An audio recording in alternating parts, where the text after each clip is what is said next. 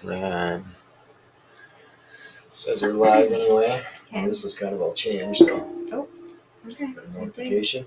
Come join now. Yeah. Perfect. Okay. Perfect. We'll make sure I can hear you. Yeah. Go check it out, and then can you give me some more coffee, please, babe? Well, sure. Thanks. And then give everybody a chance to get on here, and then we'll get started. All right.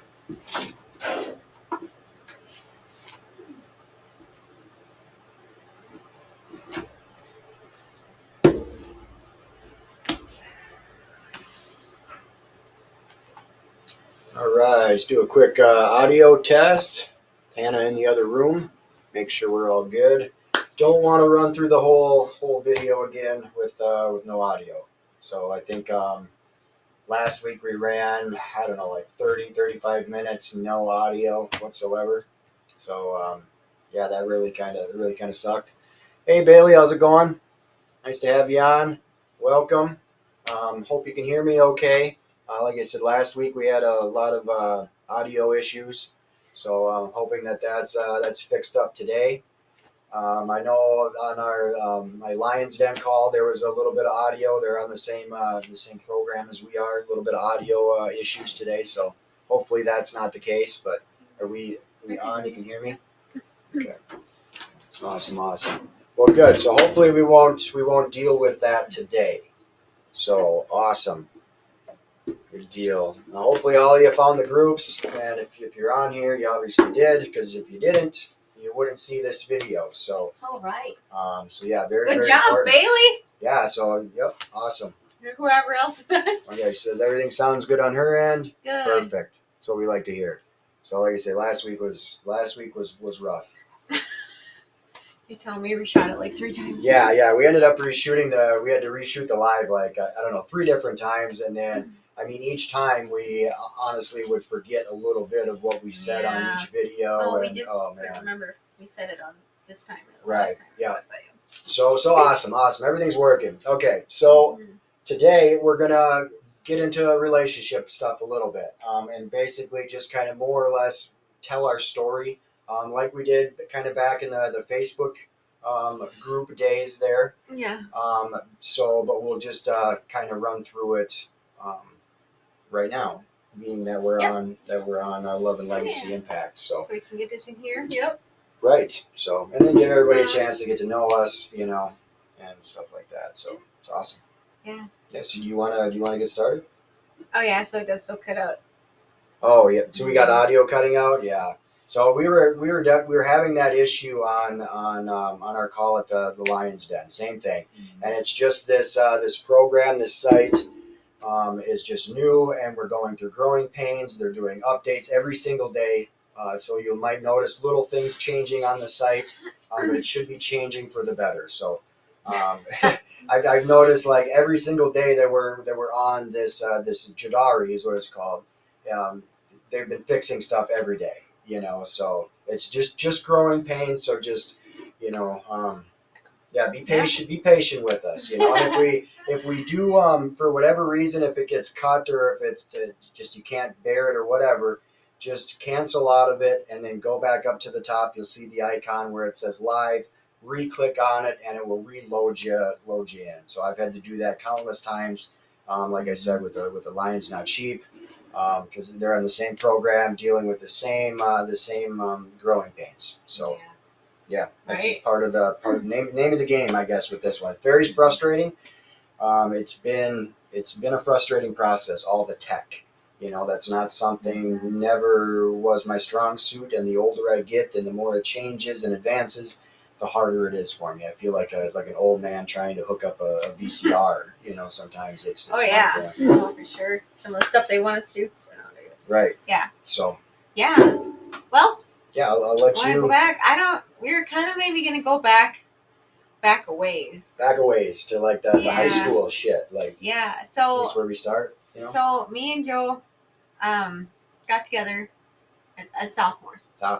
In high school. Absolutely. Yeah. What okay, well what attracted you to me? I'm gonna just start there. Well, I only knew you because you had dated one of my friends. Oh, that's right. Yeah, I was dating her best friend. You weren't at the time, were you? Wasn't I? Oh, maybe. I think I was. Okay. I think I was, because that turned into a lot of bad stuff. Yeah. So, So, anyways, I just got to know you and liked you. Thought you were a sexy beast. Yeah. And just got to talking to you more and more. And I don't know. I guess that's probably just what initially. So, I don't know. I too thought you were sexy. Mm. Absolutely gorgeous. Out of my league, I Really? would See, say. I would have thought that for you too. That's interesting. Yeah. And then you were very kind and gentle, and just had an aura about you that I really, I gravitated to. We'll just put it that way. Yeah. And I was dating you were dating my best friend too, by the way. Right. During all of this. I was not, though. Not during it.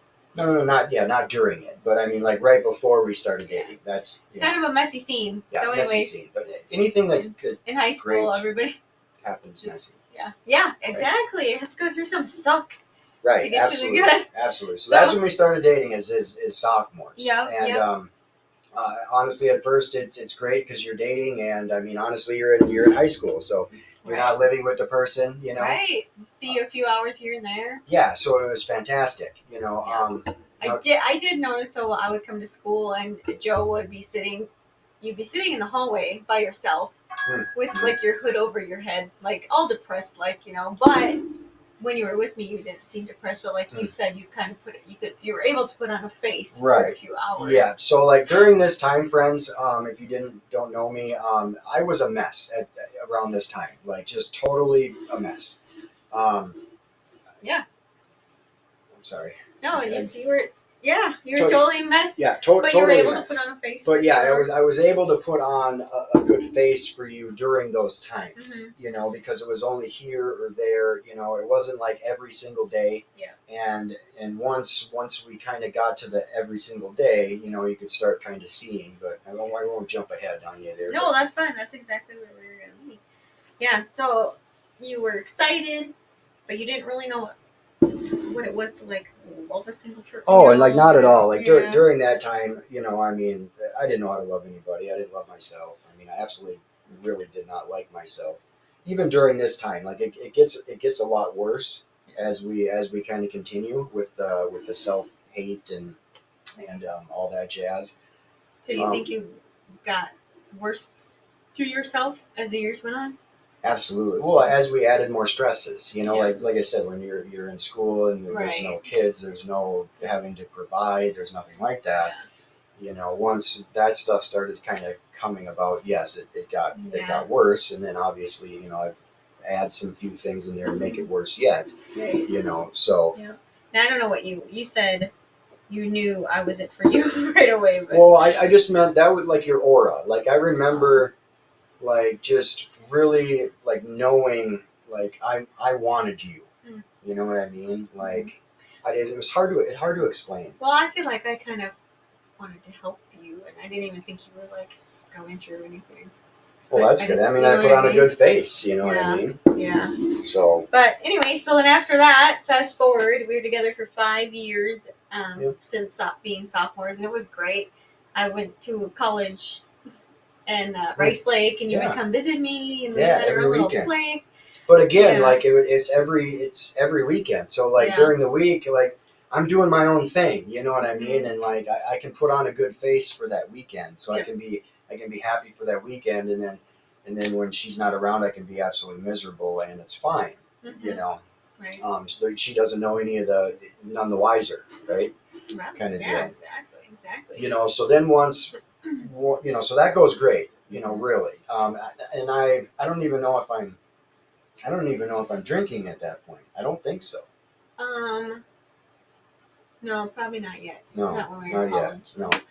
No. So then you get out of college, and then we move in together. Yeah.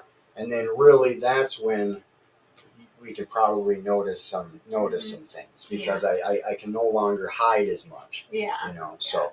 Hey, what's going on, Andy? Because you did. Hey, Andy. Yeah, nice Thanks for coming on. You found it. Woo. Yeah, but you did start before that. You worked at Northwire. You worked late night shifts. Yes. So you did start drinking a little bit to put yourself to sleep when I wasn't there. Right. Yep. And honestly, yeah, I started with. I remember that, because it was to help me sleep, and it worked. Yeah. It worked really well. I could have 3 beers, and it would put me down for the day or night, and I could actually get some sleep. Mm-hmm. And then after a couple weeks of that, I needed 6 beers. I needed a 6-pack to get to sleep, and then it just, you know how that goes. It kind of goes from there. Right. So no, I actually ended up in the hospital one time, and you had to drive down there drunk. Yeah, and you had to talk to my mom, and you were embarrassed. And oh yeah. I wasn't at the time. I think I was jabbering. Oh, you're embarrassed now about it? But, okay. I mean, yeah. But that was even a little ways down the road. Even that wasn't right away, because right away there wasn't all that kind of partying, and then it progressed into that. Then I started drinking every weekend. So we moved into Trailer Park, actually. Yeah. In Trailer. Yep. Right next to. No, don't say any names. One of our good friends. I'm just saying, trying to catch you. And he was great. He was awesome, but that is who we ended up partying with a lot. Oh yeah, absolutely. But if it wasn't that person, it would have been somebody else. Not even all the time, because honestly, it didn't mean just because he was every party. It was every weekend, no matter what. Absolutely. And your mom would actually, after we had Chloe, I'm jumping ahead here, but she would actually take her a lot of time on weekends just so we could still go. Yeah, but the main once we got to really dissect that part. When we have Chloe. Mm-hmm. Yep. So we were together for 5 years. Hannah likes the heater on in here, guys. So freaking hot. I'm just sitting here sweating to death. So excuse me here, but I gotta take this off. Yeah, it is ridiculously hot in here, and Hannah's sitting here cold. It's so messed up. I don't know how we're gonna continue to do this with the heat situation, but we're gonna have to do something different. So, anyways, we were together for 5 years. Got pregnant. On a mistake, because I couldn't be on birth control. It's actually the reason I had to go to the hospital. So I couldn't be on birth control, so it just happened, And I was nervous because my family's super religious, and we're not married. We just moved in together, and so it was super scary for me. So I called my mom, and my mom's like, "Well, you're gonna have to tell your grandma." And I'm like, "Oh my gosh, that's the worst, So I'm like, "Okay, well, I guess I'm gonna have to tell her because I'm gonna have a kid." So called her up, and all she said actually was, figured that would happen since you couldn't be on birth control, and congratulations or something. I was like, holy wow, okay. Yeah. Well, so that relieved me. Yeah, that's funny too, though, because you were nervous at first, and I was really excited. You're excited to be a dad. Yeah. To do the dad role. Yeah, because I honestly thought, number one, it was going to be way easier than what it was. Completely. But the biggest problem I had, and I'm jumping up a little ahead here, but once Chloe came around, I had a hard time with.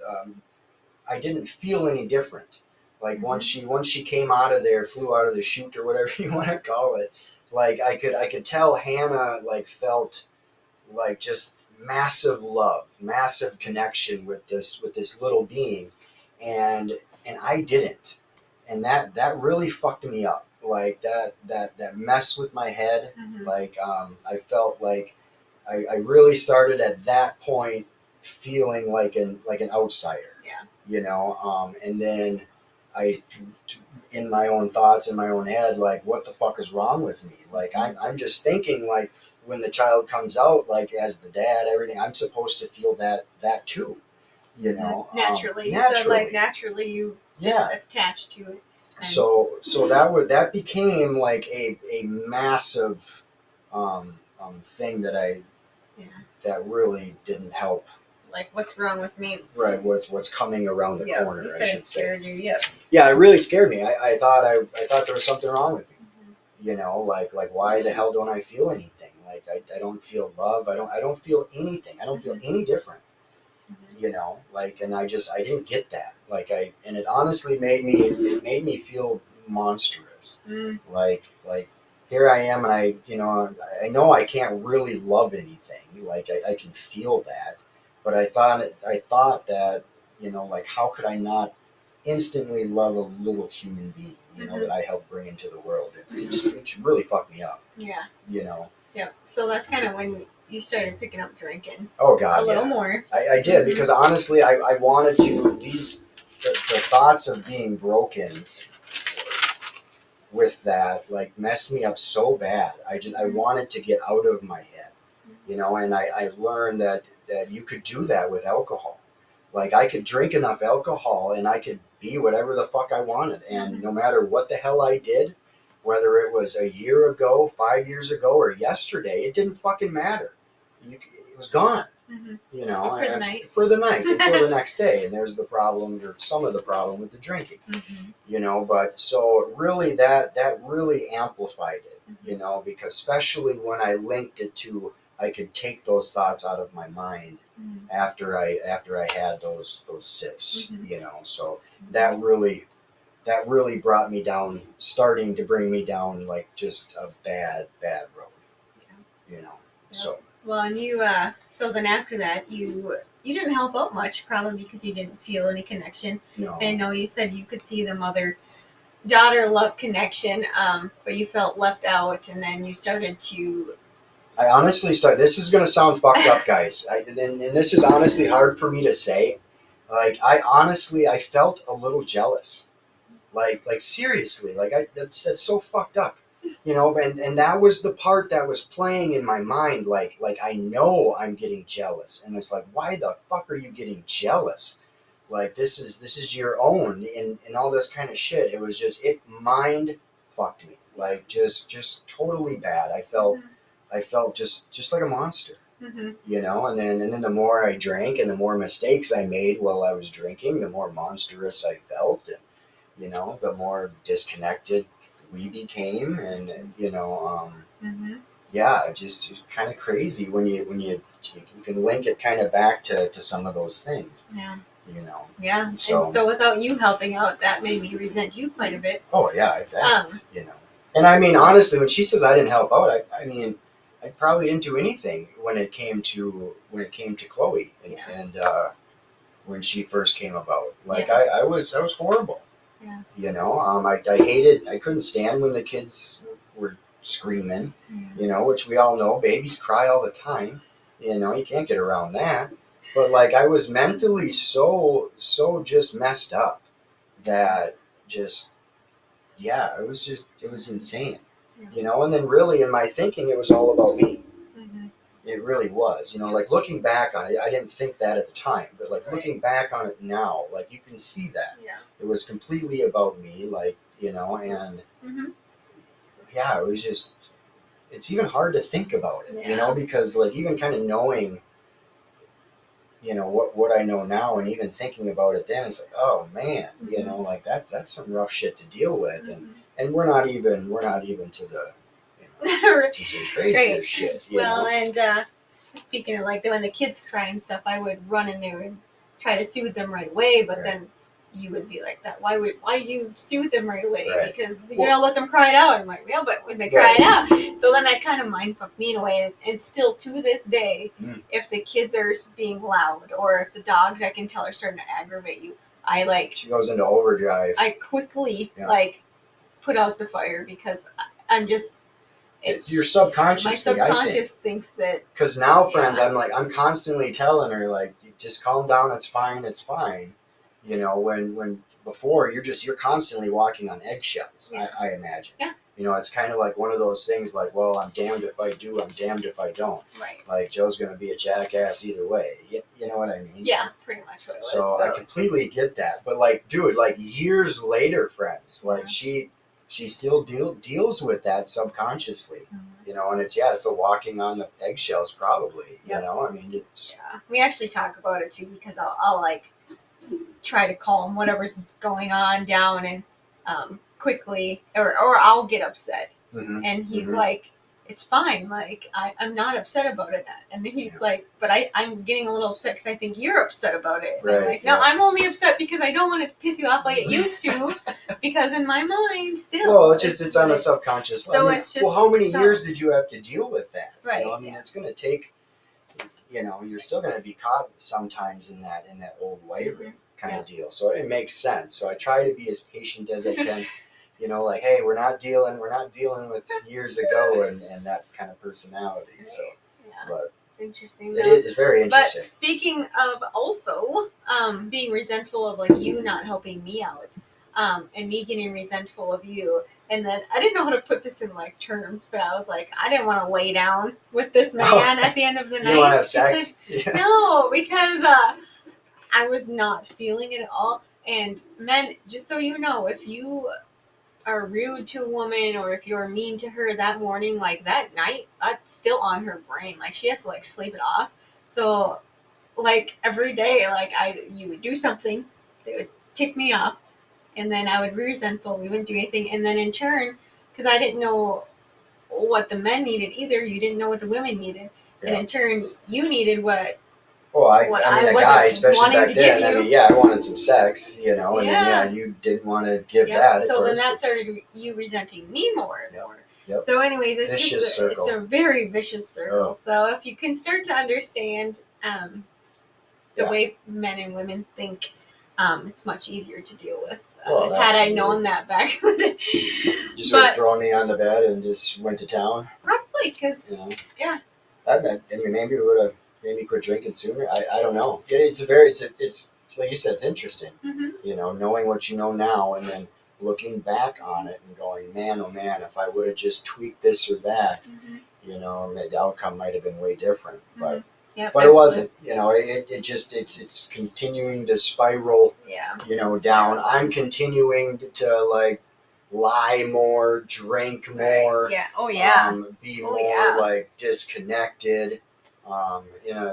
And hide as much as I of my real self as I possibly can. Mm-hmm. And then I'm every weekend. I mean, I'm out drinking. Bars and God what knows what else. Yeah. And you're probably sitting at home and wondering what the fuck I'm doing and all this kind of stuff. And, a lot of times, and I think I said this in one of our very first videos, but this was when I was pregnant too, and we're only 2 days apart, birth-wise. Yeah. So to celebrate our 21st birthday, somebody went out and celebrated for us at the bar, and then I got a phone call. It had to have been a phone call back in the day, from some girl just wondering like if we were still together because he was dancing with some chick, and stuff. So that really, when you're home alone, pregnant, and your husband's out there, it's like. Yeah, that's pretty bad. It's pretty rough. Pretty sad. So. I don't know. That's just, it's hard. Friends, it's hard to deal with. It's hard being that person that's made some of those mistakes and then having to go back and dissect them and talk about them and all that kind of jazz. But like, I don't know. I think it's important. Oh yeah, it's important. I mean, if I can stop some of this shit from happening in your life, like, dude, that's worth it. It's worth it, So. Yep. So yeah, we're just gonna keep going. Story. Yeah. So basically, alcohol ends up being your love, I guess. Absolutely. And the alcoholic is born. Yeah. No, the alcohol is my mistress or whatever you want to call it, my main love or whatever. Yeah. And that just continues for a few years, I suppose. Mm-hmm. As we continue to resent each other more and more. Mm-hmm. And, everything else is getting, worse and worse and worse. And I believe we're at some point I'm sleeping on the couch and you're sleeping in the